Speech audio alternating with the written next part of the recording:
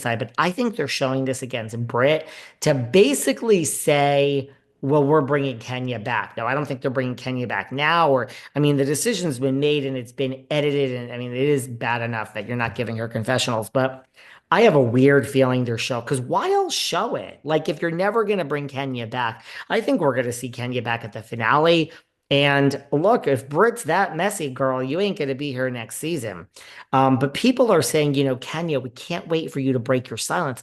We can't wait to hear your side of things. And Kenya is saying, there is no context missing. There's no other interaction. We've never had any other prior meetings or any gossip. This is literally what you see is what happened. There's no reason Brit should have come for me and mentioned pistols and this and that. She's also saying, it's so painful to see my storyline being told by someone else. With that said, I really appreciate Kelly being so kind and supportive of me. So she's loving Kelly. So we'll see what happens. There's a lot going on in RHOBH land. I just want to say, you guys know I love Lisa Rinna. I hold Lisa Rinna higher maybe than I do. Look, I hold her higher. I hold Denise higher. I think people are seeing a different side of Denise now that she has her own show. These are Hollywood. You don't even have to say legends because like maybe they're not legends, but they're two working actresses that really have earned great careers, each of them in Hollywood. Careers that, I mean, most people in the building I live in here would kill to have the career Lisa Rinna or Denise Richards has had. They both had very good careers up to this point. So I hold Rinna in a different situation. I think everyone's seeing Denise in a different situation. She's doing so much talking. And so I mean this with all due respect. Oh my God. It's like I love Lisa Rinna, but I loved her when she wasn't talking Housewives. I understand she wants people to listen to the podcast. I don't know. Rinna ain't sticking with anything that's not making money. So if it's not making money, maybe she'll leave it. But I don't know. She kind of shaded Garcelle. She did a post of the Fox Force 5 and how they're real friends and this and that once Garcelle announced she was leaving. I don't know if you can call the Fox Force 5 really good friends because Dorit isn't even reaching out to her good friend Teddy in light of everything Teddy is going through. So I thought that was interesting. Rinna has also said that she blames the fans for running her off the show. I'm sure you guys have saw this. So I don't know. I mean, I love this job. You can say anything you want against me. You ain't scaring me away. My competition, this, that, the fans. She's saying it's not the other women, it's the fans that they really turned on her at the end, which is true. But I don't see why you can't be a Giselle or a Luann or all these other housewives. There is a way to do the job and not read the comments. I mean, or take my training and do the job and read the comments, but don't internalize them. I'm telling you, I can read the worst things about myself and not internalize them because you don't know me. They don't know you, Lisa. Harry knows you. Your daughters know you. Your friends, whoever they may be, know you. But people that leave bad comments. So I don't know. If I was earning $1 million, I would either not read the comments, which Lisa Rinna didn't need to, or read them and don't internalize them, which I know is very hard, but take my course on the weekends and anyone that wants consulting, I will teach you how to not let anything affect you that you read or hear about yourself. I don't know.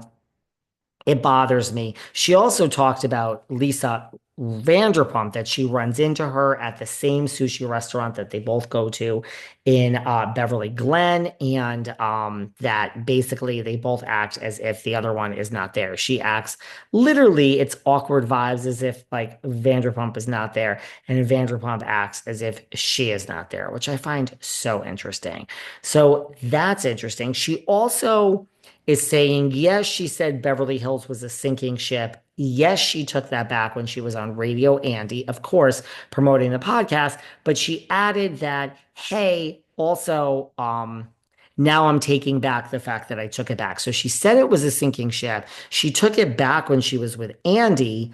And then now she's taking back that she took it back and is standing by the fact that it's a sinking ship. And she says that she has PTSD from when she was on Housewives, and she fell back into the trope of Andy being big top daddy boss man, and it basically reminded her of when she used to work on Beverly Hills, and that power dynamic of Andy as the big daddy, and she fell back into that, has PTSD, and it was like a little girl just wanting to please daddy again and realizing that Andy holds all the power. Although now she realizes he doesn't hold the power because I quit, quote unquote, quit. And so she basically stands by the fact that it is a sinking ship. I love Lisa Rinna. I will always love Lisa Rinna. But let me get this straight. Lisa Rinna wants us to believe that she is a little girl who is not only afraid of the big boss man, Daddy Cohen, but she is a little girl who ran away from her job at Beverly Hills, making $1 million when she is a hustler and will do anything for money. And I mean that as a compliment because the fans were mean to her. It's like people say this about Erika all the time. You can't have it both ways. Are you clueless? And did you know nothing about what was going on with Tom? Or are you a really sharp person who understands how the whole Hollywood machine works, who whispers to Andy, well, Kyle and I never leaving. Can't have it both ways, Erika. Same thing with Rinna. I find it hard to believe that Rinna is scared of Andy Cohen and left her job because of the fans. But here we are in 2025. Crazier and stranger things have happened. Now, moving on, people. And we'll just wrap it up very quickly. But what really made me sad, what makes me sad, this is where, I feel like my interviews are so legendary. Like I really am. There's always like I saw the clips of this interview and I didn't really listen to it because I don't listen to any interviews because I'm too busy. But like the number one question to me is like, do you regret anything from your time on Beverly Hills? Why wasn't that asked? And specifically, do you regret what you did or what happened between you and your 20-year-long friend, Denise Richards? I mean, look, there's a lot of questions I would have asked Rinna, but that was one that just glaringly stood out to me of just regrets in general. I would have asked her. Or, do you regret what you did to Denise? Denise did an interview, and you guys are loving her show as much as I'm loving her show. I just had a run-in with Denise in Hollywood like 2 weeks ago. I haven't talked about this yet. I told her how much I loved her show, but here's the thing.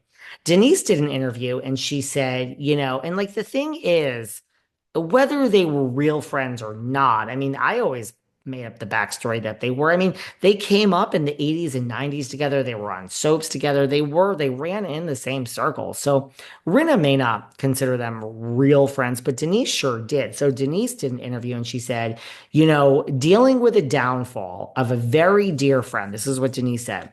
Dealing with the downfall of a very dear friend with Lisa Rinna, that was really hard for me.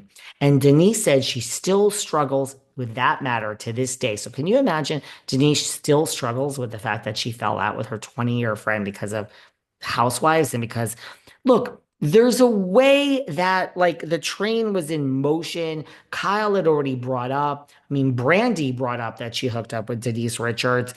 Kyle jumped on the bandwagon. There's a way to keep this out there or to have had that story develop and not led the charge. Call Giselle Bryant, call Luann, call Ashley Darby, call Wendy Osefo. There's so many, call Meredith Marks that know how to light the match and then walk away, right? So I think, Rinna,